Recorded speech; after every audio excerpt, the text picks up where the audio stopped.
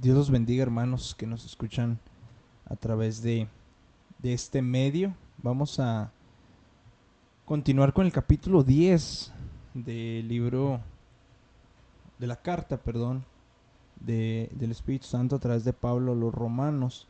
Y el tema que vamos a ver es la falla de Israel, es decir, en qué falló Israel. Y la primera parte es que ignoraron quién era Dios, específicamente cuando hablamos eh, de su justicia. ¿Quién es Dios? Dios es un Dios justo. Y para dar continuidad, un poco, vamos a ver la introducción. eh, y Pablo, para dar continuidad a su tema y explicar cuál es el lugar que ocupa el pueblo de Israel en el plan de Dios, eh, como el tema lo dice, se enfoca en la falla, en qué falló el pueblo de Israel, qué ignoró el pueblo de Israel. Y debemos de entender un poco eh, lo que estaba sucediendo en el pueblo judío a la llegada del Evangelio a través de la gracia. Y debemos de discutir o de hablar acerca de un asunto que es crucial en las escrituras, que es la verdad. Eh, en Juan 1.14, este, Juan dice que Jesús llegó ante nosotros lleno de gracia y de verdad. ¿Sí? En Juan 8, cuando Jesús mismo enseñaba, le dijo Jesús a los judíos que habían creído en él, les dijo, si ustedes permanecen en mi palabra, serán verdaderamente mis discípulos. Y luego la frase está muy conocida, y conoceréis la verdad, y la verdad os hará libres. En otras palabras, Jesús dijo de sí mismo que él era tanto la fuente como la medida de la verdad. Por eso en Juan 18:37 dice que todo aquel que es de la verdad escucha su voz. Dijo, todo aquel que es de la verdad oye mi voz. Y en Juan 14:6, que ya lo sabemos, creo todos de memoria, Jesús dijo, yo soy el camino y la verdad y la vida. Y nadie viene al Padre sino por mí. Entonces, cuando hablamos de Jesús, estamos hablando de la verdad. Cuando hablamos del Evangelio de Jesucristo, estamos hablando de las buenas noticias de la verdad, por así decirlo. Y a más de esto, podemos saber que Jesús promete a sus discípulos en Juan 16:13, le promete el otro consolador, no sé si recuerde, y dice, cuando venga el Espíritu de verdad, Él os guiará a toda la verdad. Porque no hablará por su propia cuenta, sino que hablará todo lo que oyere y os hará saber las cosas que habrán de venir. Entonces, eh, Jesús siempre ha estado preocupado, por así decirlo, o ha estado atento en cuanto a la verdad. Eh, Jesús, interesado en la verdad, a sus seguidores nos tiene que interesar la verdad. Por eso Jesús, cuando oraba por ellos ante el Padre, les decía, santifícalos en tu verdad, tu palabra es verdad. Y en muchas otras ocasiones Jesús hizo énfasis en esta enseñanza, ¿sí? Y les decía a los fariseos con claridad, como en Juan 8:45 les decía, y no me creen porque les digo la verdad. Y en Juan 16:7 yo les digo la verdad. Y la verdad, y la verdad, y la verdad, y la verdad, y la verdad, y la verdad. Y el apóstol Pablo, al, no sé, al entender esta realidad, claro, a través del Espíritu Santo, ¿verdad? nos advierte y les advertía a las iglesias de manera continua acerca de la falta de verdad, porque es algo muy serio cuando falta o cuando hay una carencia de verdad en un ministerio o mucho más en la iglesia, ¿no? No puede haber falta de verdad porque se supone que Jesús, a quien seguimos, quien nos ha salvado y quien nos ha librado de la muerte, y ese Dios a quien nosotros adoramos, exaltamos, es la verdad. Entonces no puede en nuestra vida faltar la verdad. No puede faltar la verdad. Fíjese, en 2 de Tesalonicenses 2:10, a Pablo habla de algunas personas que se pierden y dice que se pierden por cuanto no recibieron el amor de la verdad para ser salvos. El amor de la verdad. Y de forma contraria, en contraste a esto, Pablo dice y que quienes se logran salvar, por así decirlo, son santificados por el Espíritu y la fe en la verdad. Todo gira, si usted se da cuenta, tanto si alguien se pierde o si alguien se salva, gira todo en cuanto a la verdad. Si alguien se pierde es porque rechaza la verdad, si alguien se salva es porque acepta la verdad. Entonces, es un tema muy importante cuando hablamos de la verdad y sin importar cuán eruditos, religiosos o sinceros puedan ser las personas, cualquier persona que confía en su propio conocimiento, que confía en su propio entendimiento, está destinada esa persona a estar siempre aprendiendo y nunca poder llegar al conocimiento de la verdad. Se necesita depositar la confianza en la verdad, que es Jesús. El Evangelio entonces es la verdad. Es una de las expresiones más sublimes de la verdad de Dios. El Evangelio es la verdad que cambia las vidas. El Evangelio es la verdad que limpia los pecados. El Evangelio es la verdad que otorga salvación. El Evangelio es la verdad que transforma el alma. El Evangelio es la verdad que abre las puertas del cielo. Y solo se requiere creer, depositar nuestra confianza en Jesucristo como Salvador y como Señor. Y si vemos la historia, no hay ningún otro grupo de personas en la historia que ha estado más interesado en la verdad religiosa que los judíos. Desde tiempos antiguos, desde siglos antes del tiempo de Cristo, los niños judíos, específicamente los varones, recibían y han recibido y reciben en la actualidad una instrucción meticulosa en el Antiguo Testamento. Reciben un adiestramiento en la tradición con mucha frecuencia malinterpretada, ya sabemos, contradictoria en ocasiones. Sin embargo, esas tradiciones enseñadas por rabinos al lado de los comentarios que ellos hacían de las escrituras eran considerados por la mayoría de los judíos como esenciales o necesarias para comprender la verdad.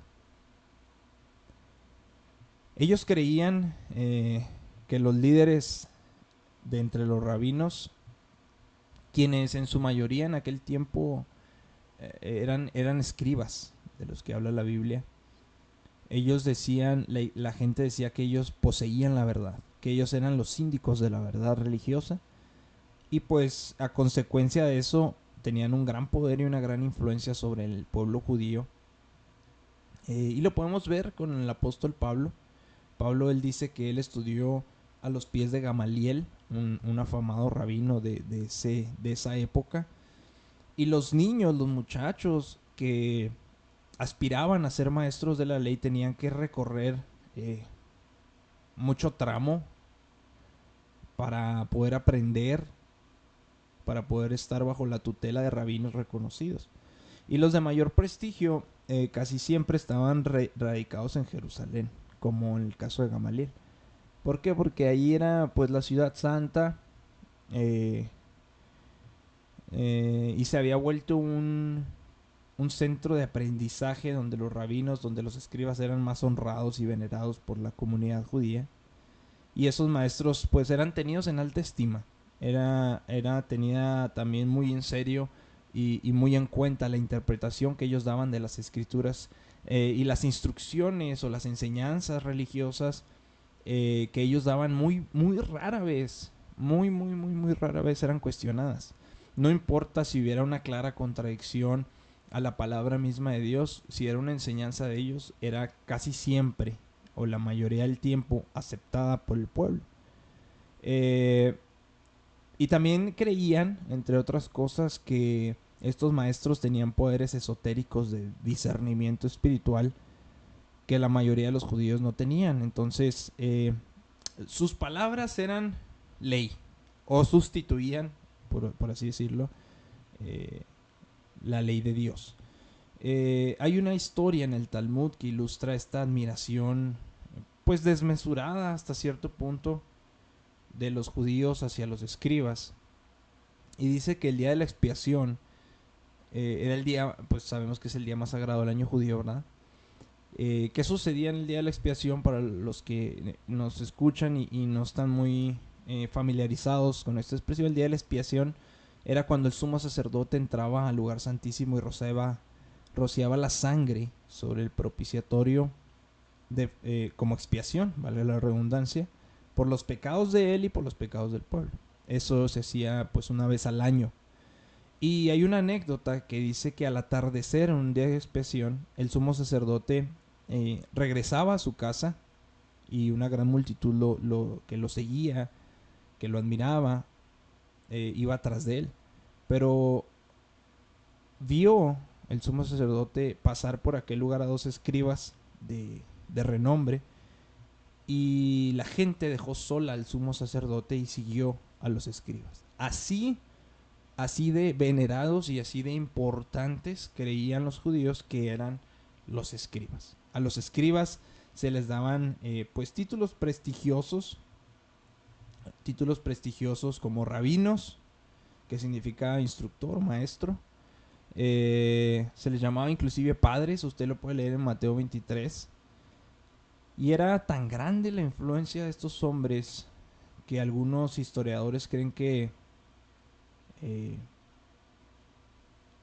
los tumultos que hicieron o que desencadenaron en la destrucción en el año 70 fueron incitados por escribas celosos en una rebelión dentro de Jerusalén, y pues en el año 66 y 4 años después fue destruida a raíz de eso. Eso es lo que se cree, ¿no?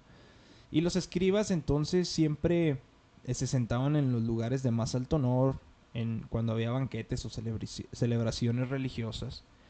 Inclusive eran hasta déspotas porque se sentaban dándole la espalda a los estantes donde estaba la Torá, donde estaba la ley sagrada de Moisés, dando a entender que la posición de ellos era única como intérpretes de eso que estaba a sus espaldas, que era la palabra de Dios.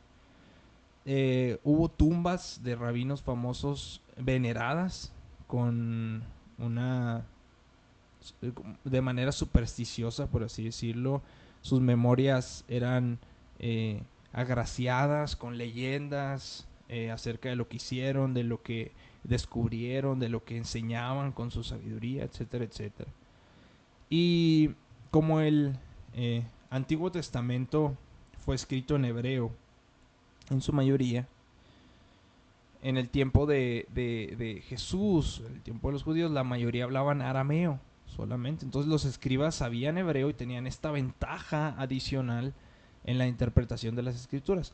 Y parte de la responsabilidad de ellos era traducir la palabra de Dios al arameo para que lo entendiera la gente común y corriente, por así decirlo. Entonces la gente que hablaba arameo pues dependía completamente de aquellos líderes para obtener el mínimo significado o el mínimo conocimiento de la palabra de Dios. Y vamos a ver más adelante en este capítulo 10 que el apóstol Pablo habla de la nación de Israel tipificada por estas personas, por escribas y los seguidores de estas personas, de los escribas. Y él dice con claridad que estas personas tienen celo de Dios, pero no conforme a ciencia, dice en el versículo 2 que vamos a estar viendo en la próxima clase. Acerca de otros grupos de líderes religiosos, Jesús les dijo: erráis ignorando las escrituras y el poder de Dios, en Mateo 22-29. En otras palabras, y para a lo mejor simplificarlo un poco, todo el esfuerzo, todo el estudio intenso de las escrituras redundó en que eran ignorantes acerca del significado verdadero de la palabra de Dios. Eran incapaces de conocer la palabra de Dios. ¿Por qué? Porque no conocían a Dios. En Juan 8:19 Jesús les dice: ni a mí me conocen ni a mi Padre. Si a mí me conocieran, les dice Jesús, también a mi Padre conocerían. Y más adelante, de forma de respuesta, Jesús responde cuando lo acusan de blasfemar. Él responde con una declaración muy interesante en el 8:54 y 55. Dice: si yo me glorifico a mí mismo, mi gloria nada es. Mi Padre es el que me glorifica, el que vosotros decís que es vuestro Dios. Pero vosotros no le conocéis, mas yo le conozco. Y si dijere que no le conozco, sería mentiroso como ustedes. Pero le conozco y guardo su palabra. Y hay historias donde la verdad y los líderes judíos estaban muy lejos los unos de los otros. La verdad está muy lejos de los judíos. Está, tristemente. Y es un error que nosotros no podemos repetir como iglesia de Dios. No podemos alejarnos, no debemos alejarnos de la verdad. De la verdad de la palabra, de la verdad de Jesús. Cuando Jesús sana al cojo de nacimiento, cuando Pedro sana al cojo de nacimiento en el pórtico del templo, Pedro explica, porque se asombró la gente y se agolpó en aquel lugar, y les dice: el Dios de Abraham, de Isaac y de Jacob, el Dios de nuestros padres, ha glorificado a Jesús su Hijo. Ese Jesús al que ustedes entregaron, al que ustedes negaron delante de Pilato cuando ya estaba resuelto ponerle en libertad y ustedes pidieron que lo crucificaran. Y les dice: y ustedes negaron al santo y al justo y pidieron que se les diese a cambio un homicida. Pero les dice: más ahora yo sé que por ignorancia lo han hecho, como también sus gobernantes. Israel, en su afán de querer entender la palabra de Dios, de buscar la verdad de Dios, se hizo ignorante de la palabra de Dios. Hubo una ignorancia espiritual de parte del pueblo de Israel hacia la palabra de Dios, y por ende cuando Jesús viene como Mesías, no supieron que era Él. No supieron que era el prometido, el que habían estado esperando por tanto tiempo. Hay muchos pasajes, tanto en el Antiguo como en el Nuevo Testamento, que hablan acerca de la ignorancia espiritual de Israel y las consecuencias de ignorar y las consecuencias de estar cegado espiritualmente. Por medio de Isaías, por ejemplo, en Isaías 5:13, dice: por tanto mi pueblo fue llevado cautivo porque no tuvo pero, y su gloria pereció de hambre y su multitud se secó de sed. A través de Oseas dice: mi pueblo, y este creo que son los pasajes más conocidos, ¿no? Mi pueblo fue destruido por falta de conocimiento. Por cuanto desechaste el conocimiento, les dice después Dios al pueblo de Israel, por cuanto, aquí mismo en el 6 de Oseas 4, por cuanto desechaste el conocimiento, yo te echaré el sacerdocio. Y porque olvidaste la ley de tu Dios, también yo me olvidaré de tus hijos. Y lo podemos ver a lo largo de la historia. Un pueblo que creyó que conocía la verdad de Dios, que creyó tener la verdad de Dios, que creyó tener la capacidad de interpretar la verdad y enseñar a otros la verdad de Dios, Pero el Señor declaraba otra cosa completamente opuesta a través de sus profetas. A través de Isaías, en Isaías 1, 2 al 4, dice: oíd cielos y escucha tu tierra, porque habla Jehová. Crié hijos, los engrandecí, se rebelaron contra mí. Les dice: los animales, el buey conoce a su dueño, el asno, el pesebre de su señor. Pero Israel no entiende, ignora. Mi pueblo no tiene conocimiento, dice Jehová. Y luego hace un reclamo: oh gente pecadora, pueblo cargado de maldad, generación de malignos, hijos depravados, dejaron a Jehová, provocaron a ir al Santo de Israel y se volvieron atrás. A través del salmista en Salmo 95:10 dice: 40 años estuve disgustado con la nación y dije: pueblo es que divaga de corazón y no han conocido mis caminos. Es decir, ignoran, son ignorantes espirituales, están alejados, en otras palabras, de la verdad. Más tarde Jesús, siglos más tarde, mucho tiempo más tarde, Jesús viene y les dice a esos descendientes de aquellas personas a las que Jehová les había hablado en el Antiguo Testamento, les dice Jesús a esos hijos de hijos de hijos de hijos de hijos, esas generaciones que habían pasado, y les dice: ustedes invalidan la palabra de Dios con sus tradiciones y hacen muchas cosas semejantes a estas. Y citando a Isaías, le dice: este pueblo de labios me honra, mas su corazón está lejos de mí, pues en vano me honran, enseñando como doctrinas mandamientos de hombres. Entonces, ¿qué pasó? Lo que pasó fue que los líderes de Israel modificaron y soslayaron la revelación de Dios a tal punto que en casi todos los casos las tradiciones que resultaban de esta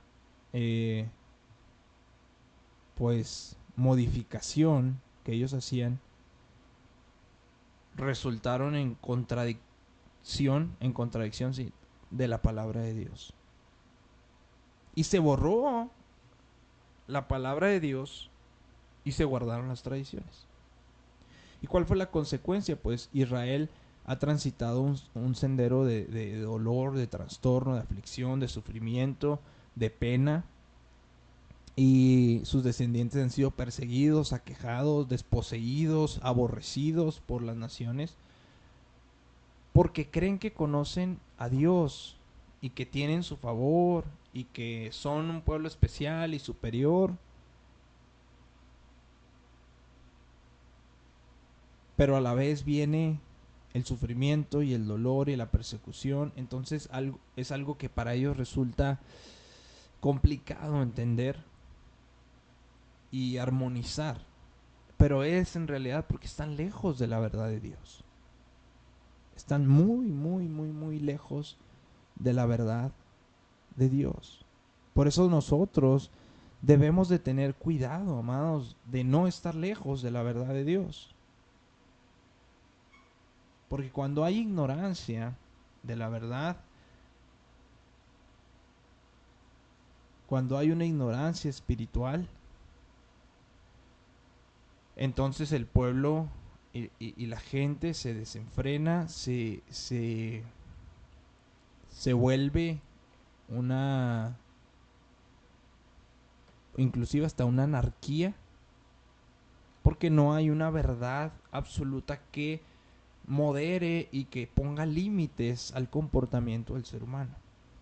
Sanford Mills, quien es cristiano, pero es hebreo, comentó respecto a este pasaje y dice: Israel quiere ser capitán de su propia alma. Israel quiere ser amo de su propio destino, pero Israel ya ha perdido tanto el timón como el compás. Hoy día, dice, con su endeble embarcación estatal que intenta sin éxito surcar las aguas turbulentas del pecado, pregunta Stanford Mills y dice: ¿qué la puede salvar de verse aventada hacia el torbellino del infierno? Y luego dice: lo cierto es que así es la condición de Israel en la actualidad. tal como la fue en el tiempo de Pablo.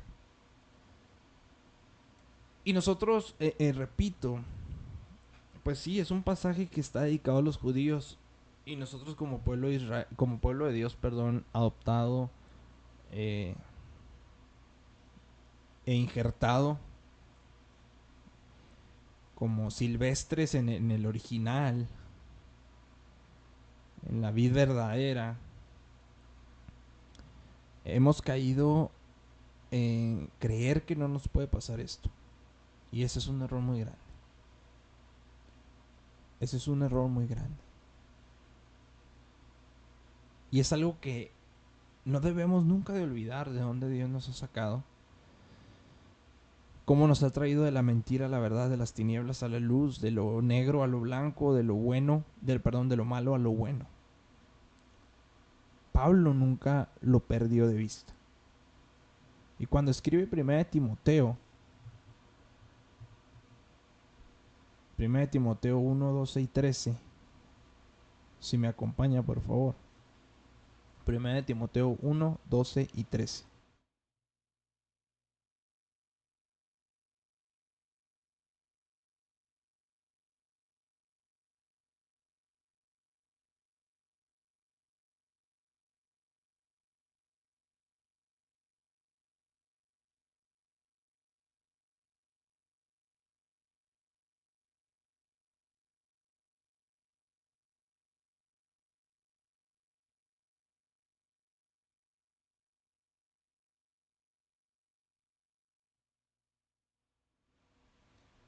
Primera de Timoteo 1, 12 y 13 dice: doy gracias al que me fortaleció, a Cristo Jesús, nuestro Señor, porque me tuvo por fiel poniéndome en el ministerio, habiendo yo sido antes blasfemo, perseguidor e injuriador. Mas fui recibido a misericordia porque lo hice, aquí está, por ignorancia, en incredulidad.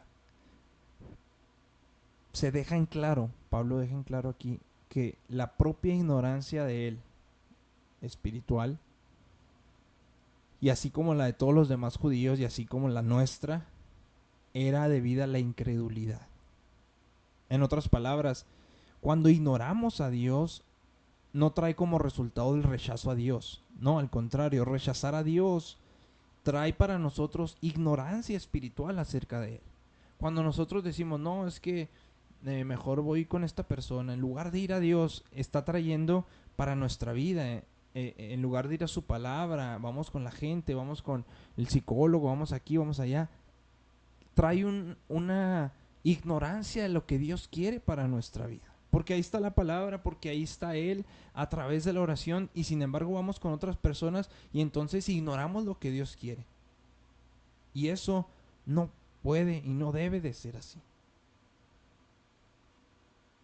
Vimos Romanos 9. En Romanos 9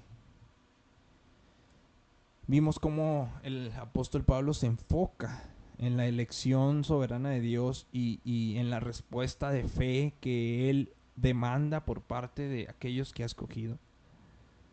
Y que el resultado de esto es que Dios no ha elegido a todos los judíos como tal, porque no todos los judíos han ejercido la fe para salvación. Y es una parte media complicada de entender y de armonizar, sin embargo está en la escritura. Y como Pablo sabía que esto iba a ser ofensivo para la mayoría de los judíos porque era la verdad, pero pues era decir, en realidad no todos ustedes son el pueblo de Dios. Entonces era como algo complejo para ellos entender, porque ellos habían aprendido y habían sido instruidos desde siempre que ellos eran el pueblo de Dios. Entonces, eh, inicia el capítulo 9 con compasión y con tristeza, con dolor en su corazón, y diciéndoles que él estaba dispuesto a sacrificar su propia salvación si ese acto pudiera traer salvación a aquellos compatriotas, ¿no? Y entonces empieza a desarrollar el tema, y cuando llega al capítulo 10, que es el que vamos a empezar a ver, no es menos ofensivo, al contrario, creo que sube un poquito de tono y es un poquito más ofensivo para los judíos, porque no nada más es por elección de Dios, es decir, no nada más es porque no creíste, porque no ejerciste tu fe para ponerla y depositarla sobre Jesús, sino sabes que tu incredulidad ha sido voluntaria y consciente. Junto a eso has sido un ignorante y por ende viene una condenación hacia tu vida. De eso se trata básicamente el capítulo 10, que era fuerte para el pueblo de Israel y que nosotros debemos de ponernos en sus zapatos y entender lo difícil y lo complejo que era para ellos entender estos temas. Sin embargo, eran temas que eran necesarios para que ellos pudieran comprender y que resultara en que ellos depositaran su fe completamente en Jesús para salvación y creer que Él los había salvado por gracia. Entonces, esta fue la introducción, la falla de Israel, la primera parte. Y vamos a entrar en los puntos la semana que entra con el favor de Dios. Dios los bendiga, hermanos.